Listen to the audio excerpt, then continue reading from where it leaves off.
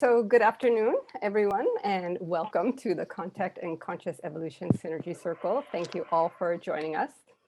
And for those of you that are here for the first time, I see we have a few people that haven't been with us before. The purpose of this Synergy Circle is to support and accelerate the conscious evolution of humanity and expansion of human awareness through increasing our individual and collective readiness for overt ongoing contact with other intelligences in our cosmic family. And today we have a very special guest, evolution biologist and author and futurist, our beloved Dr. Elisabet Sahtouris, who will be sharing with us some insights on cosmic guidance for human evolution, which humanity and our world at large so desperately needs right now. And after Elisabeth's sharing, we'll have an opportunity to have a really juicy dialogue together, facilitated by Alan Steinfeld around this topic. So if you want to learn more about this Synergy Circle, again, if you're here for the first time and wish to participate in future gatherings, please just leave your name and email in the chat so we can be in touch with you. And if anybody's not speaking, if you can just mute yourself because we're getting some feedback. Yes. Let me see where that's, okay. So just one part of our mission as a circle is to explore our cosmic evolutionary consciousness and innate human abilities through individual and collective practices and sharing them with others so that we could more easily receive and send information from the greater consciousness fields. And each time we meet as a circle, we have one or more members of the circle guide us in a collective practice. So if any of you would like to offer a practice for a future gathering, please let us know. You can just also put that in the chat. And for our opening practice today, we're so grateful that Jeff Vanderkluth, who has been gifted with an intuitive capacity to calibrate resonance, consciousness, and truth of possibilities, will be guiding us today. So Jeff, I'd like to turn it over to you. Thank you, Diane, and thanks everyone for being here. I'd like to invite us to relax and become open, and you may wish to close your eyes. This will be a different kind of meditation, just under 3 minutes. There are 4 tone sequences that are designed, and indeed they've been intuitively received, and they support our capacities for contact. Just so you have some awareness of what these sequences are working on. The first supports openness to contact.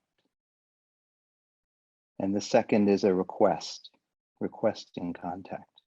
So we're asking. The third is an activation of our telepathy. And the fourth supports mastery of non-local consciousness. And the sequences will repeat 3 times. They're not music in the sense that we're used to, and I hope you'll enjoy them anyway. So here we go.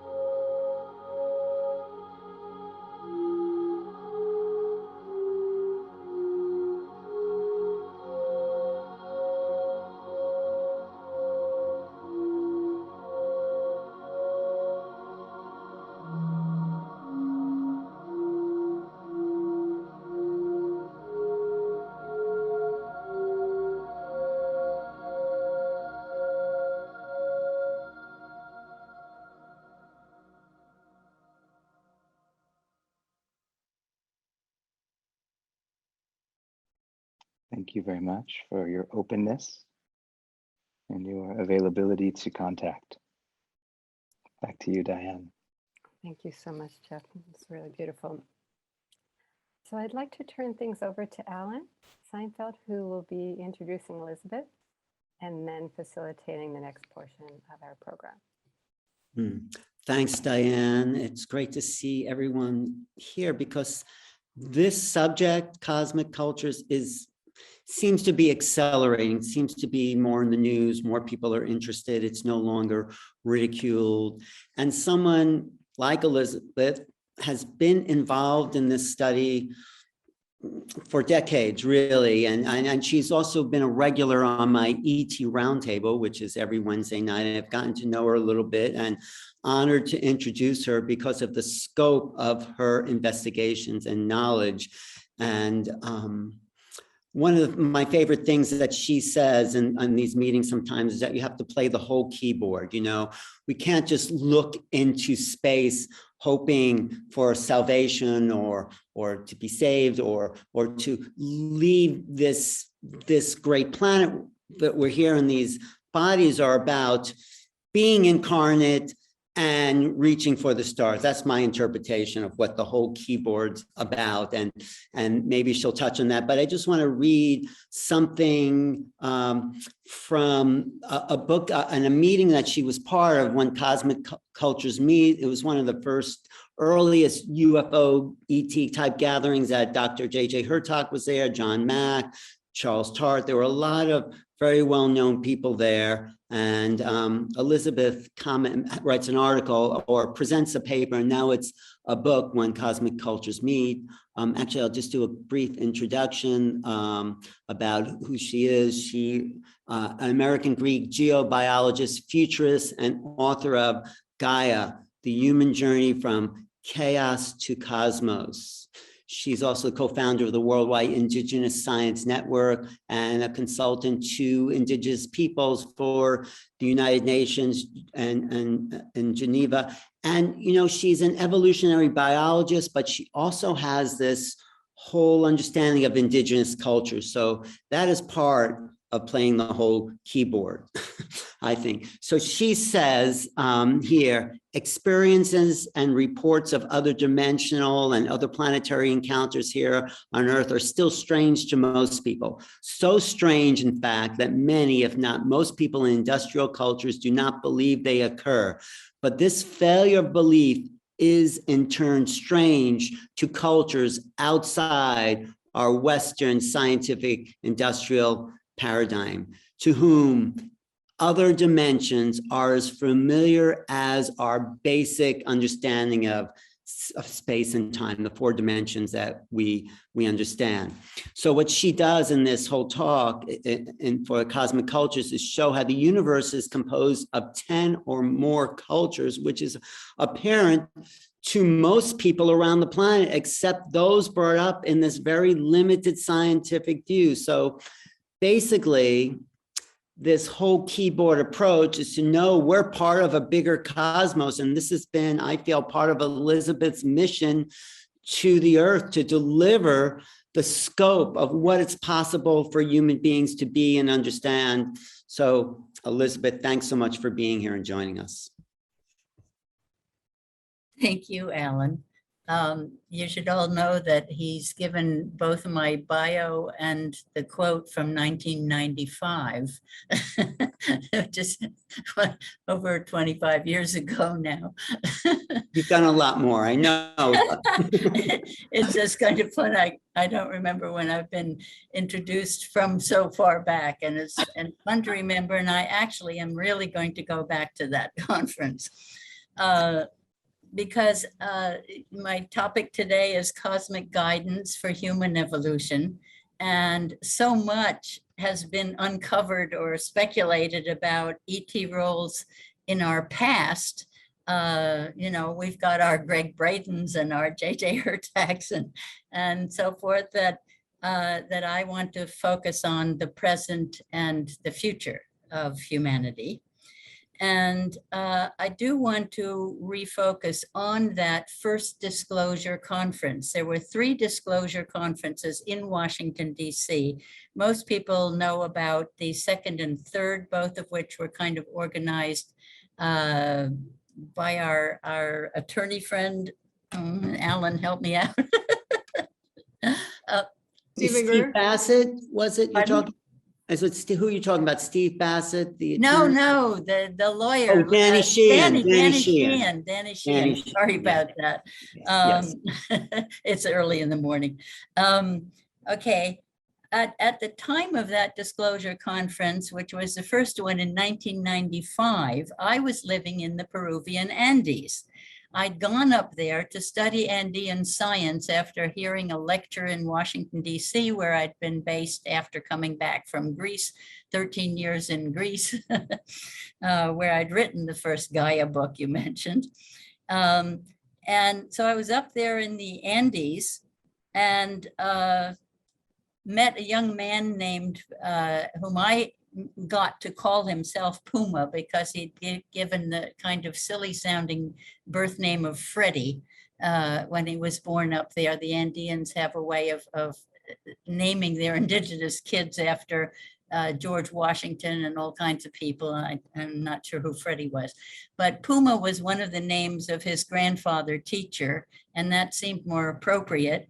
And many of you probably know that Puma is now one of the stars in Stephen Dinan's ever-growing empire of speakers and teachers, and was also featured in the PBS series on Native Americans.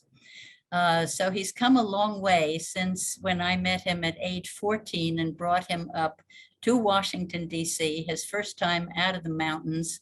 And already well into his 21 years of training by his grandfather teacher, from age 3 to 24, he was trained. He would have to stand in icy thunderstorms on mountainsides, moving souls from darkness to light and learning to set bones and deliver babies and, just everything in the fields of medicine and philosophy and religion. And I called him a medicine priest on the advice of other indigenous friends of mine who did not like the word shaman to be associated with people in the Americas, since that was a name, a culture from far off in Asia. Anyway, so one of the important things that Puma said when he spoke at that conference was, why in school are we only taught the history of war and never the history of love? And it really dropped everyone's jaws because he had learned both. He was learning the Iron Age and the Bronze Age and all that warfare stuff in school. And then his grandfather would teach him the history of love at home. We also had at that conference Paula Underwood, a dear friend, another indigenous person who in the last part of her life was on the staff at IONS. And Paula taught the rule of 6, that whenever you're trying to explain anything, you should always have to think up 6 plausible explanations for it. And I think of that often these days during this COVID crisis, that there are so many stories out there. And can we all think up 6 plausible ways of explaining it?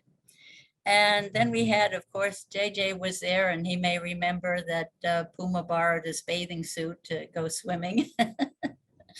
And we have JJ with us, who can say his little bits later. And Zechariah Sitchin, Charles Tart, all these wonderful people. And who was it? Charles Tart, I think, said that we weren't enlightened enough yet to commune with ETs, which was an interesting comment.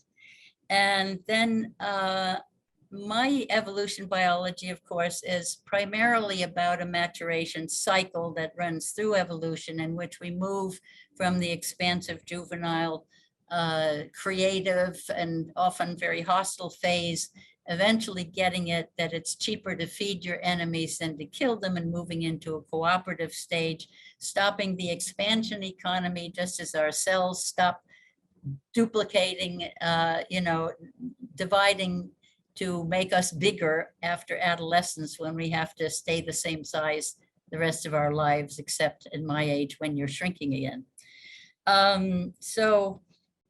Currently, I see us all in the chrysalis. You all know the butterfly metaphor I got from Nori Huddle and have been expanding, as did Barbara Marx Hubbard, ever since then as a metaphor for current human evolution, that we are moving from the predatory, exploitative, hostile, chomping caterpillar stage to the butterfly stage of living lighter on the earth and more sustainably.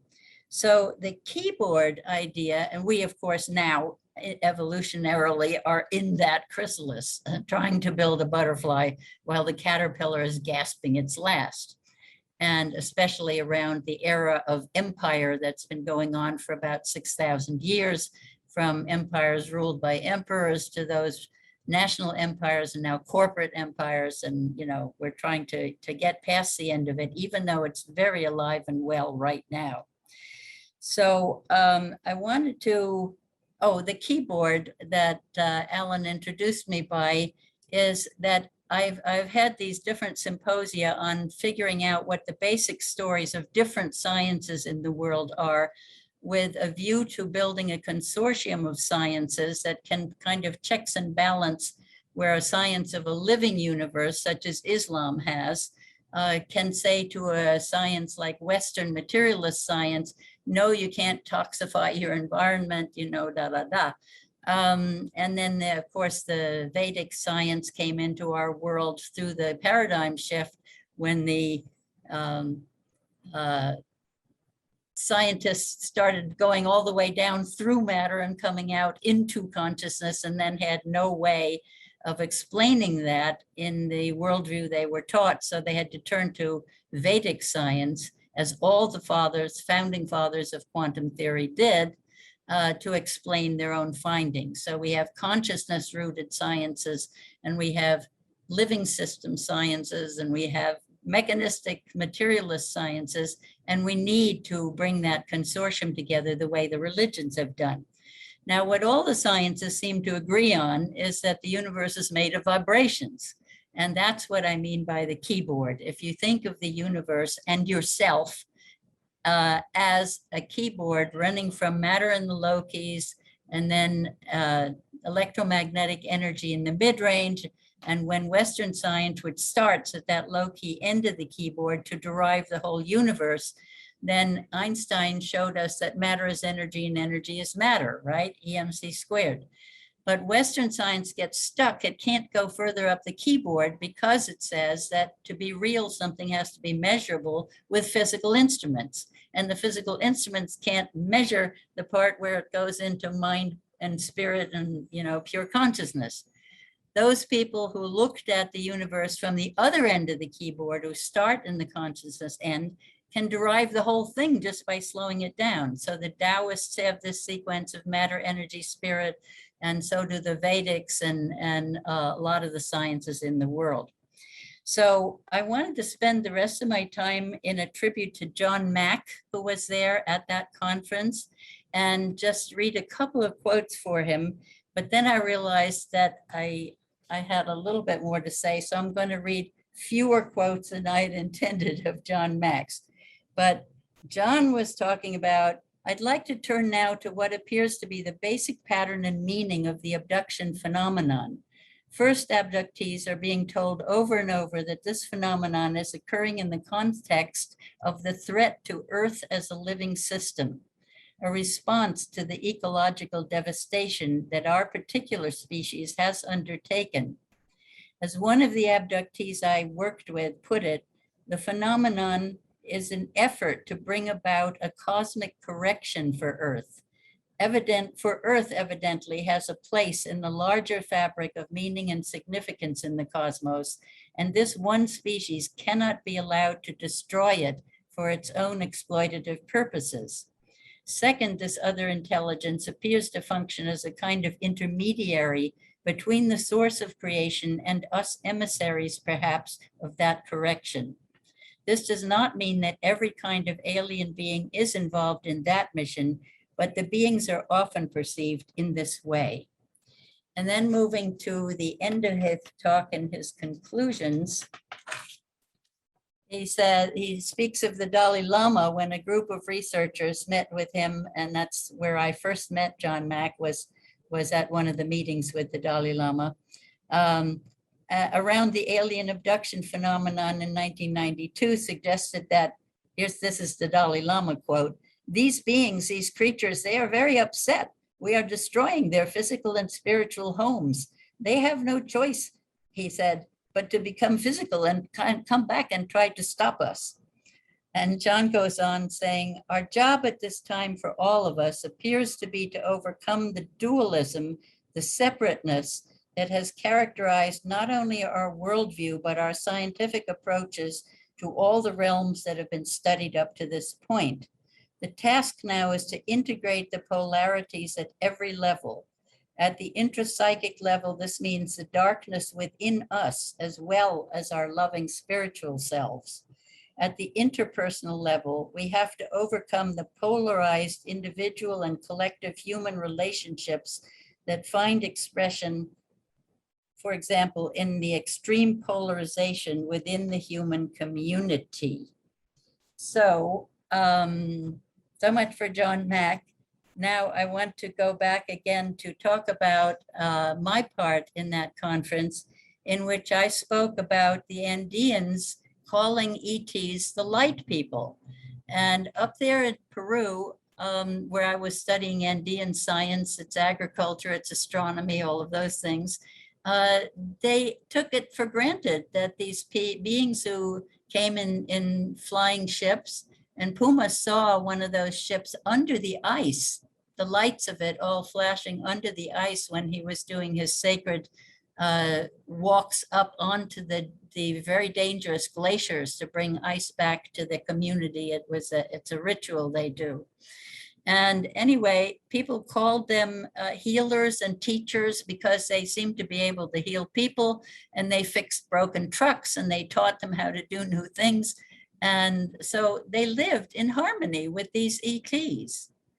And it's very interesting that our culture has to wrestle with the idea of how are we going to deal with them when they come. Well, it's no wonder they landed and hung out up there in places like the Andes where nobody brought out guns when they landed, and we're very interested in these newcomers, the way so many Native Americans, welcomed the Europeans who came over, not knowing what damage they would do.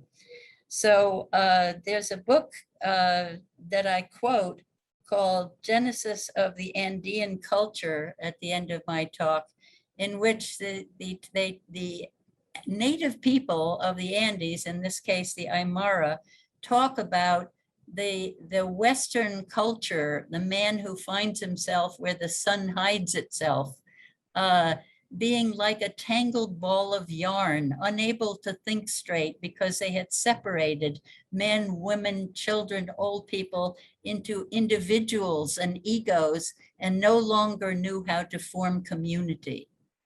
So I think it's very interesting that we have so many indigenous people who matured through that childhood into the caring and sharing community. Even the first and the only true democracy, I think, ever on earth was not in Greece and not from our founding fathers, but from the Haudenosaunee, on whose territory I was born in the Hudson Valley. We call them the Iroquois. They had a true democracy. Ben Franklin knew it well and tried to get the founding fathers to copy it, but all they ever copied was the tripartite division of government for checks and balances, left out women, children, nature, and the future. We don't think 7 generations ahead. So enough of that. We need to learn now, how can we interact with alien, I don't like that word, with extraterrestrials and intraterrestrials in such ways that we can hear them in saying, do not destroy your planet. Right. Only from human physical bodies can we play the entire keyboard. The angels are lined up, they say, for human bodies because they want the experiences of this rich, emotional, dark light, dualities, reconciliation thing that we face in our world. So I think of these things a lot during this COVID crisis when the dualities are so strong that even people like ourselves, evolutionary leaders, can take sides and feel antagonistic toward each other. It's unthinkable. We cannot go in that direction. So I turn it over to anyone who has questions or wants to know. If anyone has a question, but let me just hear from Dr. JJ Hurtak first, because he was at that conference, which was really a ground-setting conference for how we would start to question these other levels of reality. Dr. Hurtak, do you want to comment? Well, first of all, Desiree and I would like to congratulate our wonderful sister. What you just said is so meaningful to us because we also work with the indigenous in Africa and in Brazil, where our NGOs are located. At that conference, which was a historic moment, an open door, I had an opportunity to show documentation with Dr. John Mack of our work with the Zulus and some of the other ethnic groups in Southern Africa, particularly those who have seen the aliens / the cosmic others face to face. And if we're not alarmed, we're enriched by the vibration and the sense of dignity that was conveyed, particularly children that were in various parts of Southern Africa, Zimbabwe, Namibia, the Sotho. All of the work that we were connected with was based upon a tonal language, because as many of you may not know, the examination of the ET specimen showed that many of them didn't have vocal cords as we have. They had a thin membrane around their mouths, and their vocal system or their throat goes back only 4 inches, and so they tend to communicate through sound signals and telepathic language. And so we had the opportunity to show 4 distinct categories, which is in the proceedings of that remarkable first disclosure conference. Of course, everything was debated. I'm showing up a picture right now from one of our small monographs. It's probably hard to see for most of you. But since that time, we've been working with Russian and German, Italian scientists who have actually seen the specimens in Peru that Elisabet just referred to. We have models. We've actually made a film of the bodies themselves, although this has been in, shall we say, a sensitive area of classification. But this documentation will be coming out this year, and next year this time, we'll probably know at least 8 of the some 82 categories that MUFON in the United States has categorized. Right, so we were just with Konstantin Karakov, some of you probably know him, and he did a lot of the research on what's called the Peruvian mummies. The one that he in particular researched was named Maria, and it's interesting, she has only 3 fingers, and they've done genetic research on her, and only about 70 to 80% of her genes are the same as humans. Now, this is connected with the Paracas culture and the Nazca lines. And the Paracas culture, some of them have the elongated skulls as well. Maria has an elongated skull. So it looks like there are some realities to that, that the Peruvians have known for a long time. She goes back at least 700 years. Well, thank you, JJ and Desiree. I also want to say there is an original writing by John Mack in this book I just wrote, I compiled, called Making Contact, where you could see some of that thinking that's never before been published, also an essay by Doctors JJ and Desiree Hurtak. But let me go back to you for Elisabet and ask you a question, then other people could jump in with questions or comments. So the indigenous people are aware of these other beings, and we are so stuck in a very limited point of view that we think is the more sophisticated one. What do we have to give up here to really start to be making contact? This is something that James O'D mentioned in the first thing. What do we need to let go of and give up to become really the people of the cosmos that we truly are? Probably our self-view as the pinnacle of evolution and, the brightest bulb in the cosmos. So if we had a little more humility, I remember years ago when one of my dear friends, an MIT professor, was on a committee for designing a plaque to send out into space about humanity. And he asked me what I thought should be put on it. And I said, I don't think you should send one out before we clean our house up. Well, he went back to the committee and told them that, and their jaws dropped, and then they went back to designing the plaque. Anyway, humility would help a lot. And, we have so much to learn from them. And if we're going to join a galactic family of nations, again, what Elisabet is saying to us is so important. There must be not only humility with our individual development, but we must be able to broadcast a sense of humility, because we are living in very precarious times of having the mindset go into the technical phase where there's very little sensitivity and love. This whole area of love, unconditional compassion, and greater understanding has to be broadcast. We cannot allow the media, which is more based upon what the Hollywood cosmic drama, lead our young people into the future. All of us have to step forward. This is something we felt in Brazil with the indigenous, and in Peru in particular. Right, and the New York Times, in honor of the International Day of Peace, which was just last week, the New York Times had come out with, in the past, a note that if you go back to 3,400 years of history and you study that as a planetary system, we've had about 270 years of peace on this planet. Right.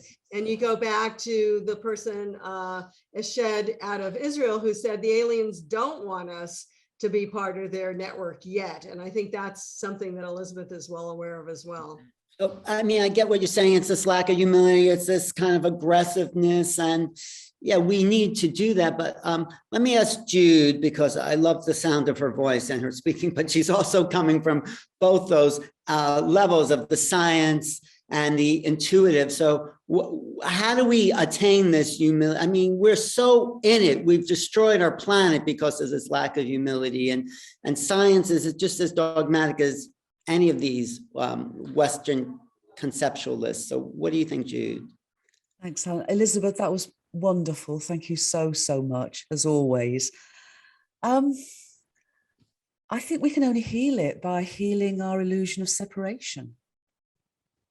You know, we've had a collective worldview of separation that I talk about has driven a world of suffering and of ego and of, the individual over the community and conflict. In a sense, all our behaviors are natural outcomes if we have a worldview of separation.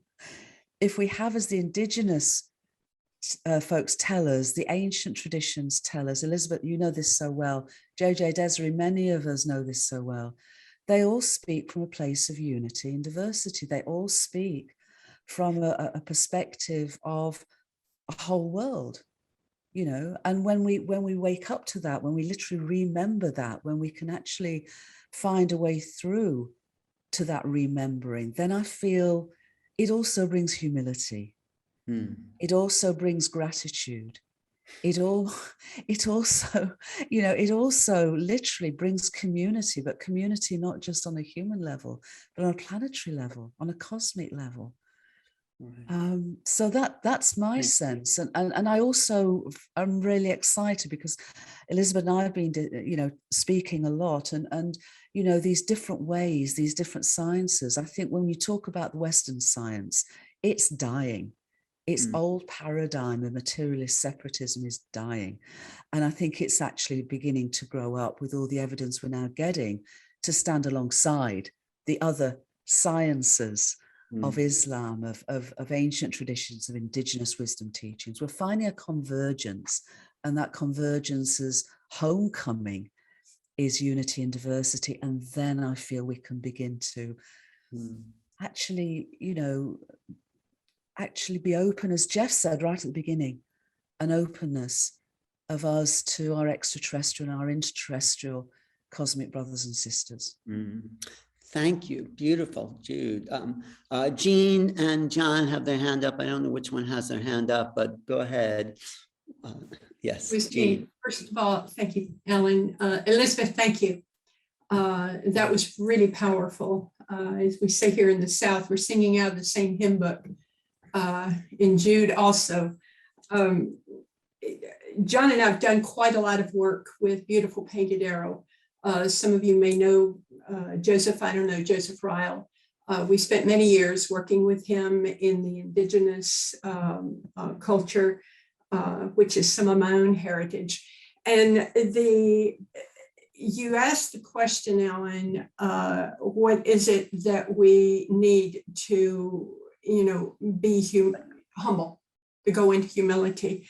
And the first thing that came to mind for me was the willingness of an individual. You can do it as a culture, but it makes it easy if you focus on the culture. It makes it easy not to focus on the individual responsibility. The individual responsibility of, and you've heard me say, many of you have heard me say this before, of keeping the hollow bone clear. Because that creates a vibrational field. And Elisabet, I think you alluded to vibration. Each time any one of us, I'm not telling you anything you don't already know, but each time any one of us makes a choice, we have gone and affected the actual resonant field of the entire species. And that's why any one of us that is willing to be vulnerable, to say what we feel like we need to say, to do what we need to do to clear the hollow bone, whatever it is any one of us as an individual needs to do to create an experience of no separation. If it is within your family, no matter where it is, then just do it, because what you then do is you feed into the mass resonant field. And I keep coming back to the individual. We can have all kinds of global events. We can keep nurturing and inspiring the masses. And until it gets to the point where the individual's willing to take responsibility to keep themselves clear, then we're not going to be able to hear. Right. As you were leading us, Jeff, I loved that meditation. It was wonderful. But as each of us keeps ourselves clear, we're then able to hear. And that is affecting the entire mass consciousness. And there's more, but. No, thank you. Thank you. Yeah, it seems to keep getting back to our indigenous roots. Kurt, and then you want to call on Mitchell, who just spent some time with the Kodis. But go ahead, Kurt. Yes. Yeah, this is just a quickie, because what I wanted to note is that one part of our science that is neutral is the math. And it's amazing the generalities that are available to us from the mathematical understanding of processes outside of our stories. I just did a thing using 3 different statistical bases about the role of the guru. What's interesting about that would be that it would also be about any intervention of a higher vibration or a higher transmission, and data that's neutral data from punctuated equilibria, what's called genetic drift, but it's really statistical drift. And then also Poisson distributions, which you may know is what happens in up and down bell curves. You can end up predicting that 20 to 30% of awakenings to non-dual consciousness would have some kind of intervention involved that would involve some kind of transmission from a higher vibration. And it's interesting that simply because the math is the same, no matter the story you tell about it, the math comes out the same. And so that's at least one thing we got going for ourselves.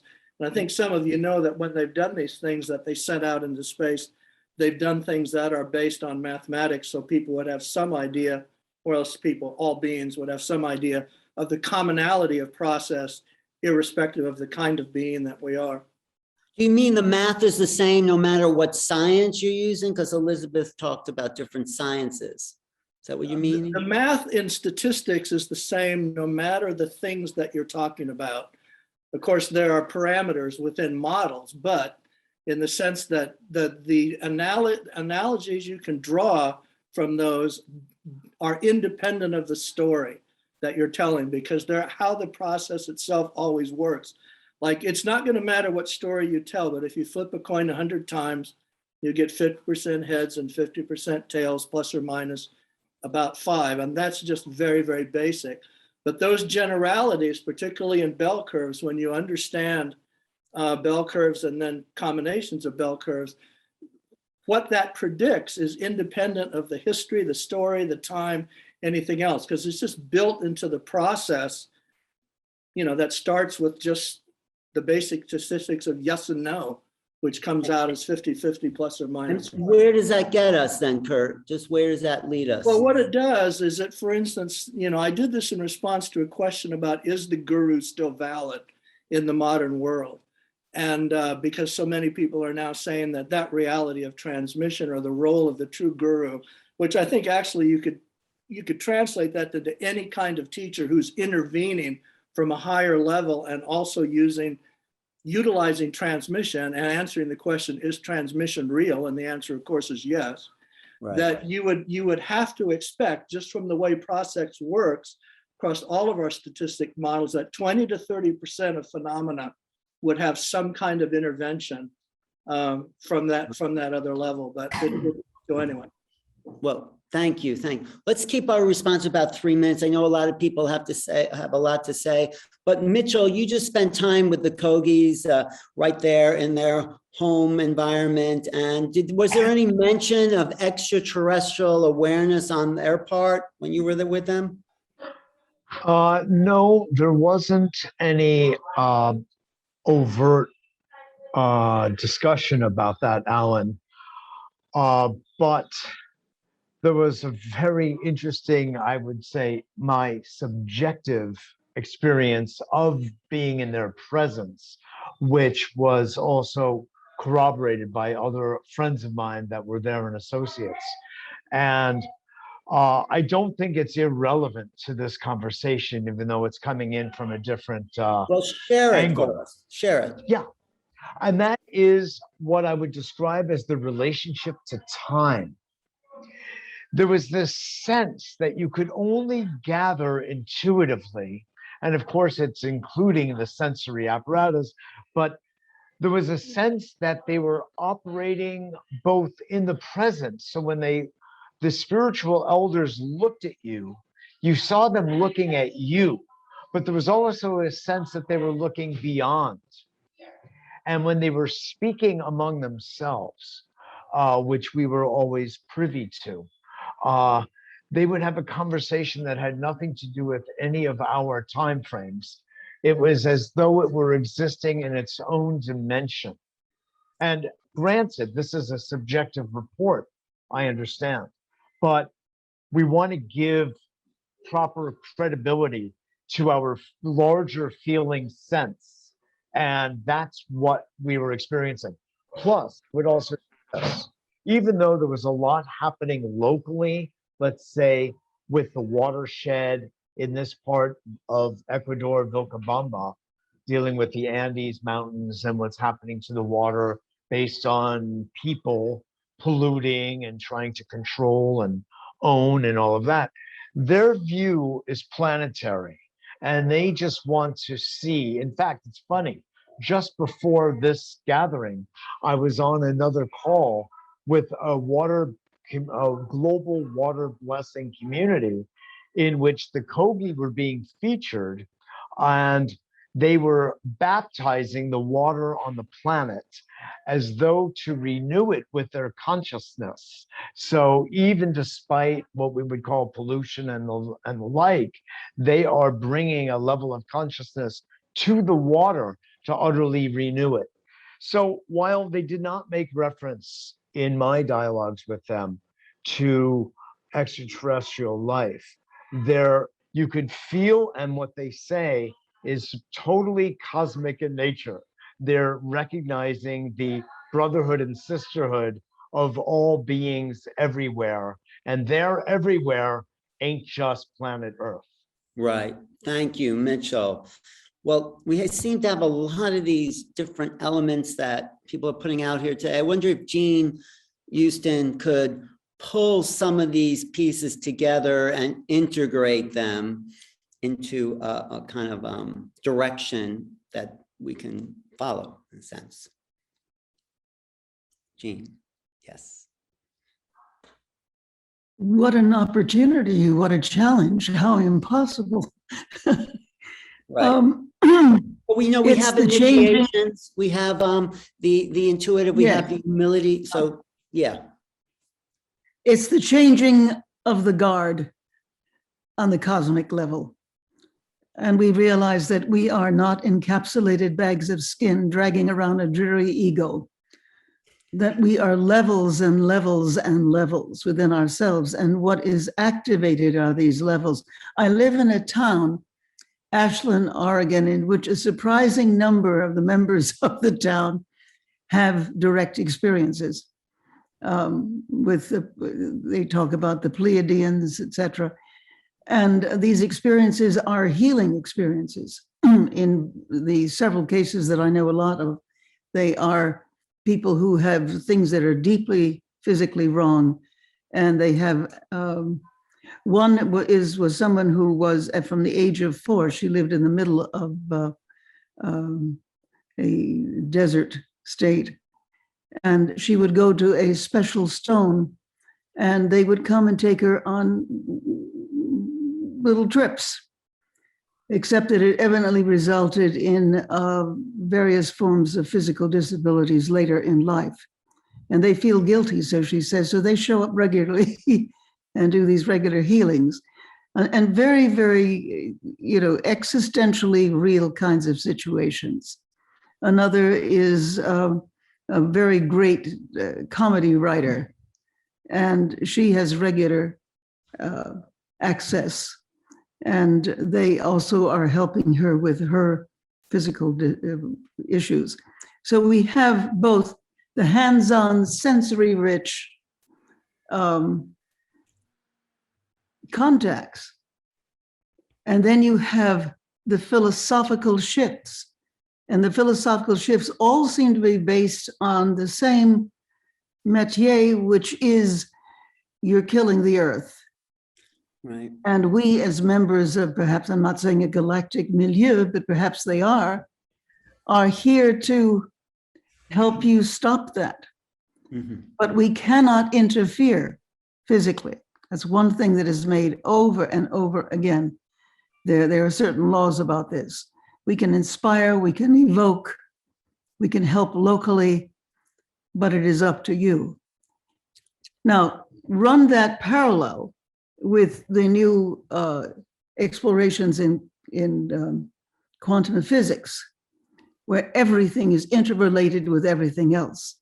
And I think that one would have to go into a kind of profound meditation of both the everythingness, that we are part of the same continuum of being, and join that with a different sense of time. It was interesting that time came up. The time, as we know, is not past, present, and future. It is simultaneous and much, much more. Mm. So and that we are cosmic beings dressed in a local space-time, biodegradable space-time suit. Right. And that's not simply true for us, but for the whole fabric of life in the universe.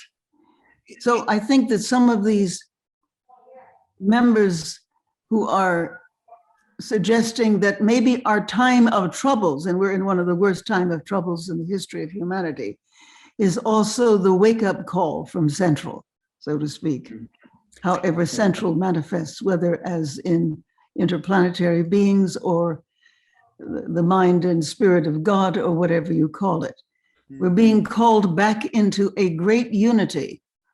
And this great unity requires of us an appropriate response, showing that at least we are trying, with regard to our planet.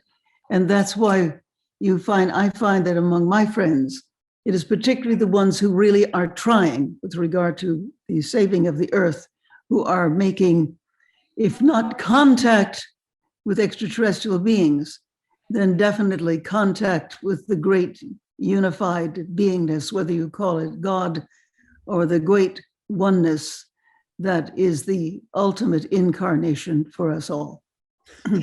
Thank you, Jean. It seems like what everyone's sort of suggesting is the transcendent experience, the transcendent self, the one that's beyond the ego mind. This is where, if we're going to meet the cosmic others, as JJ and Desiree talk about, and Elisabet, we have to go beyond some limited portion of our humanity. And there have been people who have done that. I mean, maybe Susan, if you care to speak about some of your contact, because if you want to share anything and the states of consciousness that you've experienced, possibly, if you care to share that. Sure, I'll try to do a segue. Thank you. By the way, it's great hearing everybody speak, so thank you so much for that.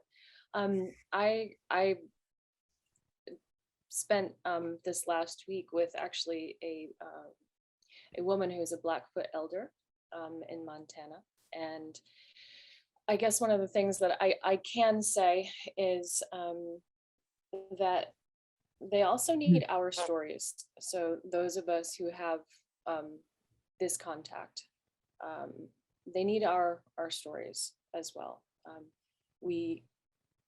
One of the things that I heard, God, I hope this is not going to be public, because I'd like to, if you can edit this part out. It is going to be public, so I mean, it is sort of a public forum.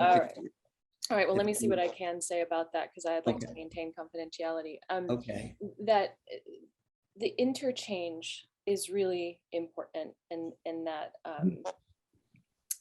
story exchange, because those of us who have had contact, and just for everybody here, I've had contact ever since I can remember, and knew that I made a conscious choice to come to this planet because I was on a call it a rescue mission. I knew that the humanity was in trouble, and there's a lot more to that. But one of the things that I can say is this has evolved over time. One of the things that I always knew when I was little is that when we were able to commune and connect with these beings on a more gentle, subtle, clear, clean vibration, that it would mean that we're nearing that time.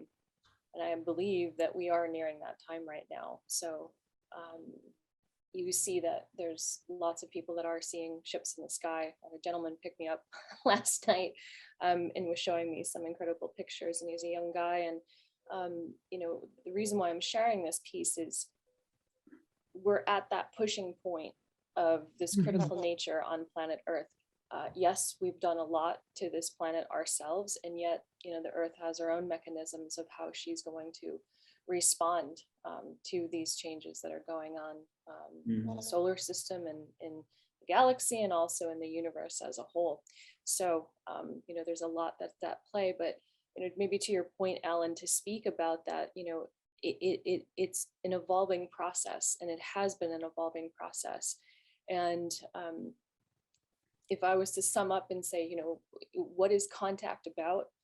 To me, it's about the connection of sentient life force in everything, in the plant kingdom, in the animal kingdom, in the ether, and the story about, the Kogi that was told about, shifting the water and shifting the consciousness. That's very real. And that's definitely something that it's 2 o'clock. Seeing more and more, that, we are, I would say, co-creators of our reality, as long as it's in alignment and harmony with, the natural frequencies of the earth. So again, there's so much to share and say on this, but it's getting closer and closer and closer. And I was at dinner last night with another individual who has contact, quite significant as well. And he said the same thing. So there seems to be this coming together and this almost close merging of us here with these beings in these ships. So, more to come, because it's an evolving process. Well, it is exciting, and it's also very dangerous times we're treading on, because this is a crisis time that we're in. And it seems what everyone is saying, we have to shift the way we think about ourselves, the world, our sciences, and make room for more possibilities. We've been so limited in the West. Does anyone want to comment on that or throw out some of their own ideas? Well, I can share a little bit, Alan. Yeah, okay, yeah, Diane, and then James, and then, okay, yeah, Diane. I and think then, a lot depends on how welcoming we are, and open to the fact that we're not the only intelligence in the universe, and open to having an experience. Because I remember when I was on a trip with Greg Braden and a group of others, and we were talking about some of these issues. And then the people there were just, the indigenous people were like, well, just ask for, contact. And so we did. We sat up, we were on the roof outside somebody's, there's about 14 of us outside somebody's hotel. And we saw ships go right into Lake Titicaca. I mean, clear as anything. So I think because we had that openness, we had that experience. And also I remember another time I was in Venezuela in the Grand Sabana, and we were staying at this guest house, and there was a picture of, it was a painting of ETs on the wall. And we asked the indigenous people, tell us the story behind this painting. And they said, well, those are our friends.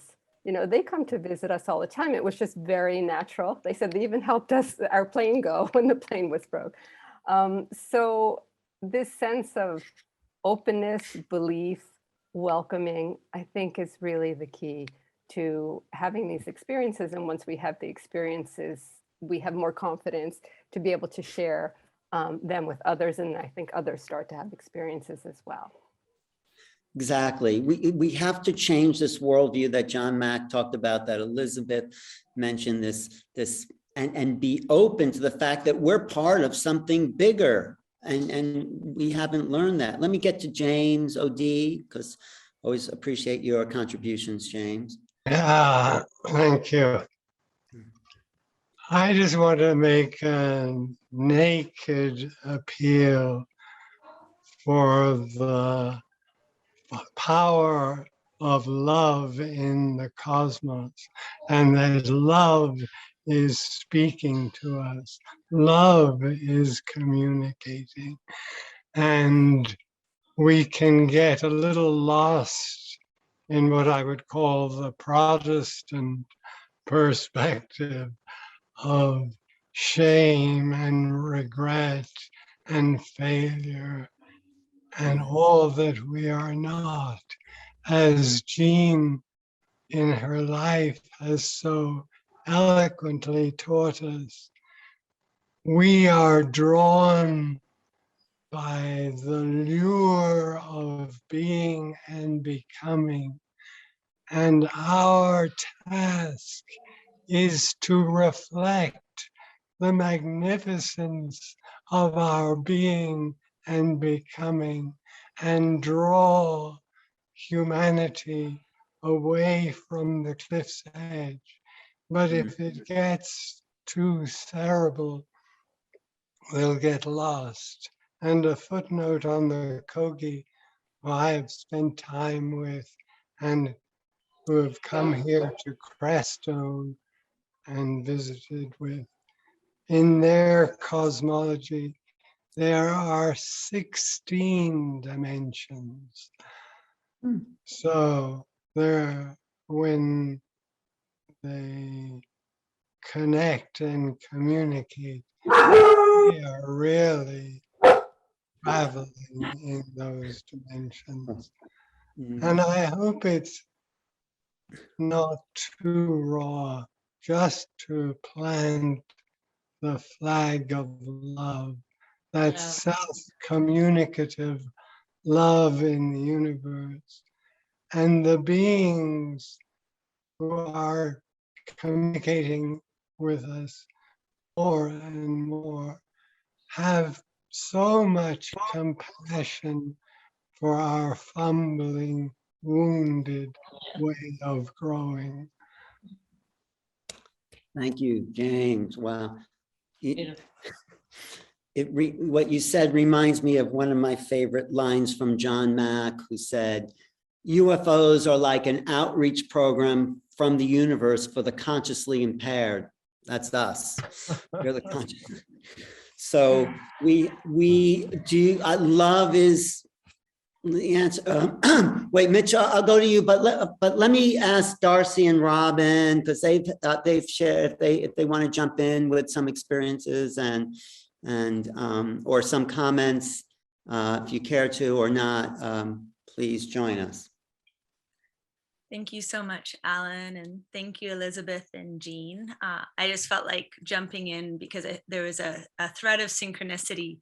Darcy and I were leading a group in the Andes of Peru when the COVID military lockdown happened. And the day before, we were at Sacsayhuaman in Kenko with Puma and his beautiful family, and our daughter was playing with his son, and it was just a moment of, of recognizing how these golden threads weave through.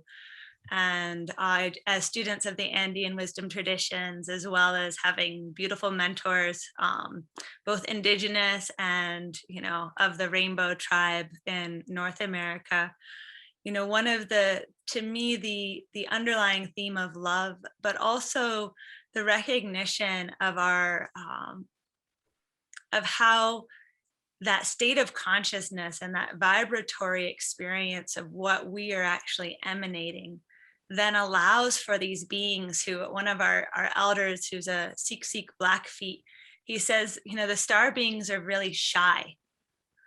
And so because they're so shy and they're totally a part of creation, that we have to be really masterful with our vibration and our energy. And so bringing through that love, bringing through that vibration, and then recognizing that the indigenous wisdom traditions, because they're based in shamanism, that there's always a way of entering into the expanded state of consciousness. And to me, there's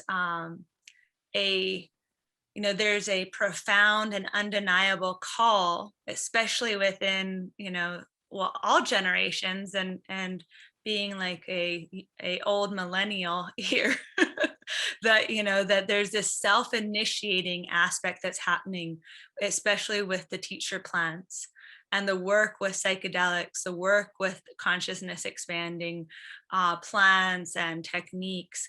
And that to me is something that then naturally we stumble into our magnificence. We have divine grace come through in these self-initiating experiences that then help to wake us up and kind of quicken and catalyze us. And I'm sure we all have had experiences like that. And, the gift of the indigenous those who feel called to share so freely, such as some of the Andean wisdom keepers and the Kogi and some of the Sikh Blackfeet, and the list goes on, that it's helping us to remember the earth honoring animistic wisdom that's alive within all of our bloodlines, within all of our ancestry, and to reclaim that ceremony is necessary in order to anchor the vibrations and the activations that are happening on the planet, and also to help to stabilize the field, because we have such a strong field impact with our consciousness that just having a small amount of initiated people, regardless of age or gender or anything else, that can stabilize the field has radically exponential impact. And it's all through love. And our children know it, and our innocence knows it. And yet it feels like we need so much help to retrain and deprogram. And to me, the ceremonies, and especially the ceremonies of the Andes, that they're so freely shared, and also they're so relevant. And the plant spirit medicines, when appropriately worked with and in this reverence, seem to be radically activating an entire wave of star seeds. And we are finding more and more people who've already had contact and are just like near-death experiences, trying to integrate back into their human experience what they just kind of were popped into. So just wanting to share all of that. And Don Oscar has so much to share about this as well. And his guidance has been really transformational in our lives around contact. Thank you all so much. Thank you. Desiree, did you just want to jump in there quickly? Because there's some other people that want to, but yeah. All right. Well, I just wanted to go on with what she had said. I think we're really coming to a time of a great awakening. Many people have said this before, and also finding our own abilities, because we are telepathic, we are able to communicate, and we're able to start communicating with those levels of intelligence that are coming here now, that are extraterrestrial, and what, as you know, Alan, we call ultra-terrestrial, the cosmic dimensions. And all these layers or dimensions are really starting to overlap. So it's amazing, because we really are at a key time that we've all incarnated for. As our late friend astronaut Gordon Cooper said, this is the time of a great leap of faith, but we must seek the highest levels possible and not get connected with categories of intelligence that may not understand the full spectrum of the awakening. The inner contact experience, as you point out, Alan, is just as important as the outer. We must seek this greater love and this greater harmony within ourselves if we are to reach what the ancient prophets and wisdom keepers call the avatars, the Elohim, B'nai Elohim. All that really does exist, and we've experienced this in a variety of culture traditions. But now is the time of the homecoming. The gathering of the tribes of humanity is really at stake, and we must be the beacons of light for this great leap of faith and experience. Well, that's why I'm so happy we're having these conversations. And that's why I think it's important they become public so people can get glimpses of directions or self-reflection. Barbara, do you want to say anything? Barbara Layton? I mean, you always have something to add. No, that's okay. Let me just see. Elisabet, I'm going to go back to you for a little bit to see, like, what have you gotten from some of these comments, and how does this integrate into a bigger understanding of where we're at and where we can go from your perspective? Well, I'm really happy with the number of people who have brought up Indigenous wisdom, because so many of those. Wait, you muted. Wait, you muted yourself. I don't want to miss that. I'm sorry. Okay. I'm really happy at how many people spoke to the Indigenous wisdom that we have to draw on for those Indigenous cultures that did reach maturity. And of course, now what's new about now is that it's the first time that we've had to get all this community stuff, cooperation stuff at the global level. We've never had to do it as a whole planet before. That's what's new. And you know, we didn't even touch on the hybrid program, but for instance, Paula Underwood, one of the people who was at that original disclosure conference, I didn't know it at the time. I knew Paula for a long time. We were close friends before she finally admitted that she was part of that program, that she willingly donated her eggs, that her mom had done it before her. And John Mack, I think, referred to it as a kind of maybe iffy lifeboat project where they're trying to hold on to some of our genes. Yeah. in case we really wreck it, in case we really blow it here, that at least that our genes will be on record for other people to do things with. So that's another interesting aspect. I've known, of course, many direct experiencers, and I've never known one that had a bad experience. It was always positive, and it was always, this is a warning. Stop what you're doing, people. We have to wake up. We have to get together and not let ourselves be manipulated into a transhumanist, artificial intelligence, robot society of obedience, and you know, draw on our own incredible individual keyboard that we're all matter, energy, spirit. We're not bodies with souls and with minds. We're the whole thing. And it's unique. It's a great privilege in the cosmos. And we've got to get this right. We have to stand up. We are the evolutionary leaders. And we have to, make sure that we don't only preach love and spirituality, but that we act on the ground with what's going on around us to make sure that we're building this butterfly world together and being strong together. Right. Well, I do have to admit that it can be a little traumatic to have some of these experiences. And I think the Earth is sort of going through that, because when you encounter something so far out of the existing paradigm, the human consciousness doesn't know what to do with it unless you've been prepared as an indigenous person that can speak to lots of beings. This is why I think the government has not come forward, because they don't understand it, because they're looking at it through a very narrow lens, and they feel too many people will go into fear because we don't have the training of 16 dimensions. We need that. We need that math, that science, that expansion in order to meet the others outside our very limited mind-controlled ego sense of reality. So it may not be a negative experience, but we have to expand into the unknown. That's what I'm writing about, and that's what I feel.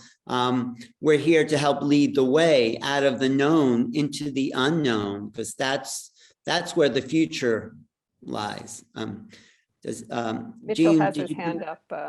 Who does? Oh, Mitchell, did you want to comment on that? Or he had his hand up before? Yeah. A little before that, although I completely agree with you, Alan.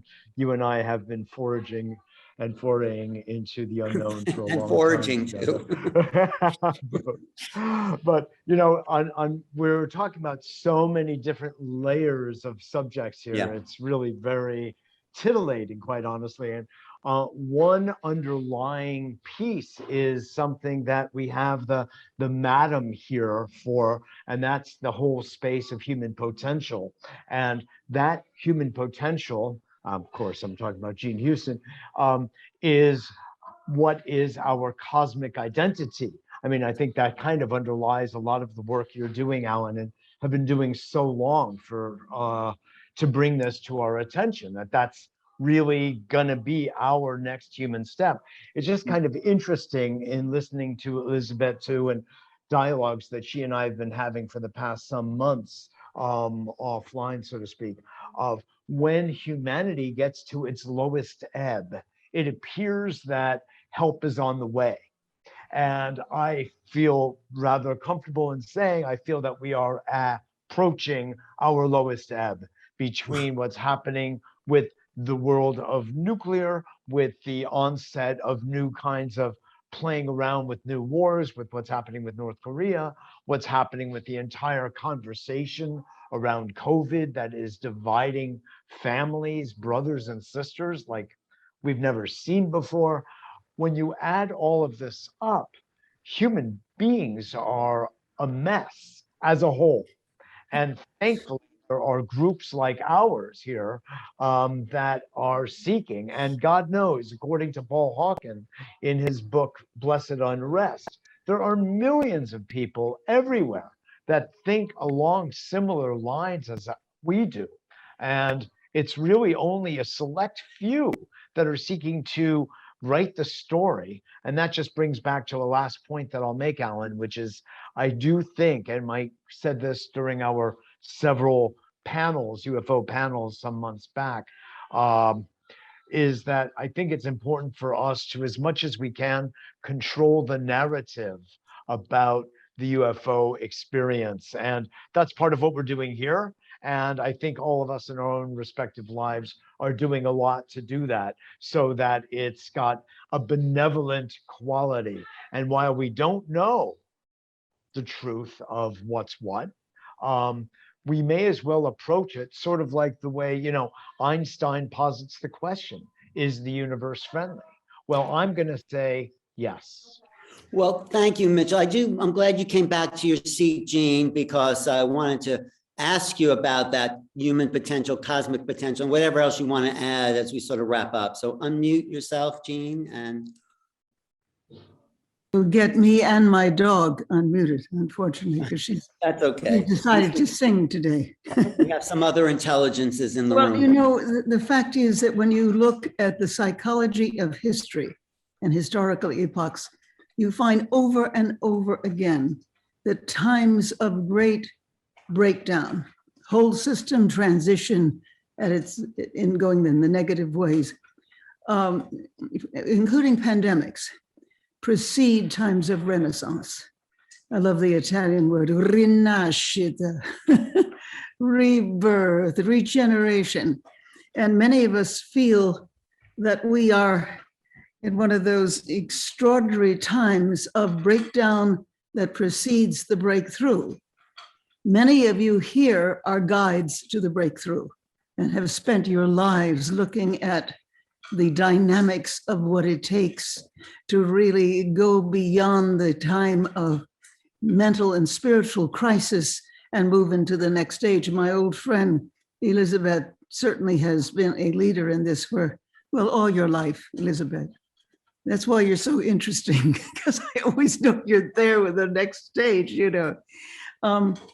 I think that we are, I look at the times that produced Bach and Shakespeare, and they were tremendous times of troubles.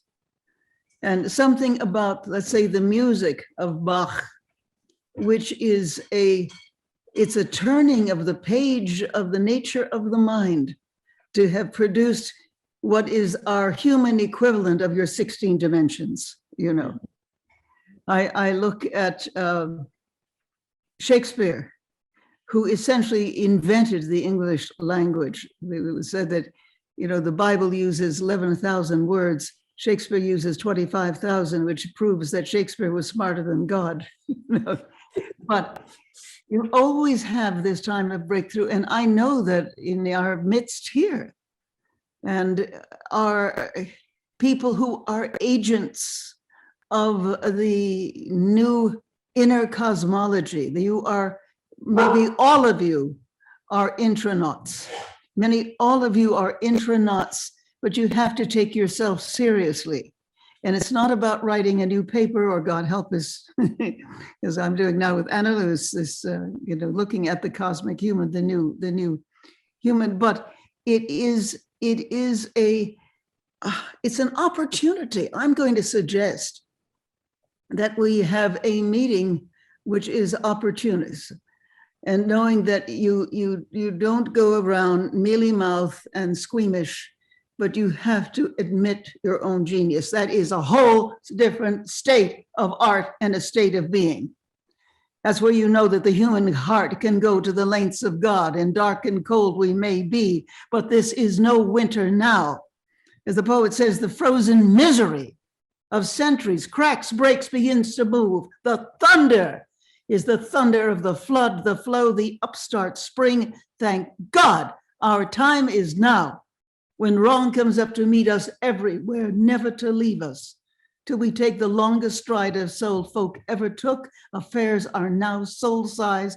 The enterprise is exploration into God. So friends, what are we making for? It takes so many thousand years to wake, but shall we wake for pity's sake? And of course we have to. You are the ones who have been emboldened or condemned, however you want to see it, to be the awakeners. And it means that we really need a renewed sense of who and what we truly, truly, truly are. We're the people of the end of one era, filled with its epidemics and its horrors. And we are also the initiators of the next. This is not pride or foolishness. This is human wizardry, which has always been there within us, waiting to come into its fullness. It's the time of fullness. I think our next meeting has got to be the evocation and the quickening of who and what you really, really, really are. And then you will know your path. We will know our future, which is already If time, past, present, future are simultaneous, that future is coming at us, cascades of not enlightenment, but of a kind of merriment. Yes, these are the times. We are the people. Let's do something about it. We have the invitation from the cosmos. Let's take it and go to the great party. I think that sort of said it. Thank you, Jean. Beautiful. Anything, maybe there's nothing to add to that, because how could there be? But Elisabet, do you want to say anything before we sign off? I think Jean did a great job of moving us to the next meeting. Yeah. Let's do it. And That's true. anybody else have? Jeannie. Thank you. Anybody else? Ron, did you have something you were going to say, or anything to add in there? Or thank you. Anything from anyone? Diane or Ron, were you going to say something? No. Yes. Unmute. Unmute. Go ahead. Unmute, and then we'll wrap it up here if you can. Yes. Ron Friedman. It's fantastic, the springboard that we all are right here, right now. It's a privilege to be here with all of you, and the knowing that the very fact that we are together here and non-local, that is so important to remember, because that memory is a very dynamic force in everything that we do every day. I think that is the gift, that is the communication that has to be picked up by the frequency of the great intelligence that is waiting for our input and our creativity. Thank you. Thank you. Thank you. This is why we gather, so the genius can be born through our dialogue and through each one of us. Thank you. Beautiful. Ron, thanks. Diane, anything you want to say before we close? Thank you so much, Elisabet, our special guest, for inspiring such an amazing conversation. Jeff, for grounding us with your beautiful meditation. Alan, your amazing facilitation as always, and everybody that contributed such beautiful remarks. Jean, for giving us the topic for our next call, evocation and the quickening of who we are. Maybe Jean, you can be our special guest for the next call. Yes. We would love that. And we have to decide, because the next call would be Wednesday, November 24th, which is the day before Thanksgiving. Do we feel like we want to have a call that day, or do we want to wait till December? What are people feeling? Well, could we move it before? What if we move it the week before? Yeah. Okay, let's look at that date and then see. I'm just going to quickly look at my calendar. 17th, November 17th. Yep, that's good for me. Is that good for everybody? Yeah, great. And I'm sorry, Diane. Go ahead. No, I was just going to ask if Jean would be available to say a couple words on that call, and maybe just inspire the dialogue on evocation and the quickening of who we are. Great. I'd be honored. Thank you. Wonderful. Thank you, Jean. Thank you, Diane. This is such a beautiful exploration together into the unknown. Eve, you were going to say something? I just wanted to, because John, who spoke so eloquently, well, everyone has, but you emphasized the non-local, and I thought, yeah, I'm with you on that, as we all are. But it might be fun for us to just say, go right through the little squares and say where we're beaming in from, just to give us a sense of how much we are, at least on the planet, bringing our energy into a collective field. Just if that interests anybody, I think. Yeah, we can do that. But, are we all in the same position, squares? Where are you, JJ and Desiree? We're in Switzerland. Oh, I'm in Walkabuck, New York. in- Darcy and Robin Nelson, British Columbia. and Jeff Deal, England. and Jean Ashland, Oregon. and Elisabet Honolulu. and Max and Joan. Hi, Joan. Hi, we're in Montana. Hi, Alan. Hi, everybody. I'm good to see so many good friends. Joan has some great experiences to share, maybe next time. Okay. And Diane, where are you? I'm in Leiden, the Netherlands. And Eve? I'm on Spetses in Greece.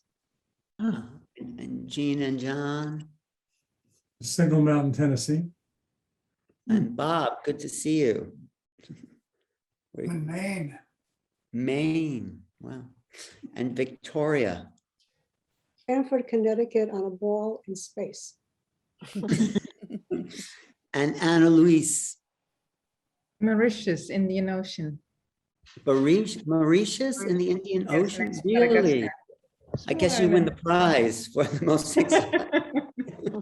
And Barbara, where are you? Wait, unmute. We want to hear where you are. Unmute, Barbara. Not far from you, Alan, East Hampton, New York. Okay, and Bernice. Boulder, Colorado. And Ron. Stamford, Connecticut. Olivia. Denver, Colorado. Emmanuel. Unmute. Madrid, Spain. Oh, nice. And Kurt. Wonderful, boring New York. And Nancy Roof, if you want to share. Berkshires, Massachusetts. And there we are, non-local in our reality. Thank you, Elisabeth, and thanks JJ, Desiree, Diane, Jean, everyone. It's inspiring, Jean. I was brought to tears with that, proclamation of our destiny. So that was worth it. It's all worth it to share this exploration because we are so close to something unknown approaching our psyche that we need these conversations to wake up to who we really are because we're not these little squares, we're bigger. Thanks, everybody. Thanks, Diane. And we're going to post this live. This thing on YouTube, and we could send the link to that too. So next call, October 17th at 1 p.m. Eastern. Works for everybody. Good. Next time. Yeah, thanks everyone. Love you all. Bye, everybody. Coffee together. Thank you, everyone. Thank you, Elizabeth. Thank you, everybody. Thank you, Alan. Thank you, Elizabeth. Thank you, everybody. Thank you. Yeah, and Diane, everybody. She got the TV.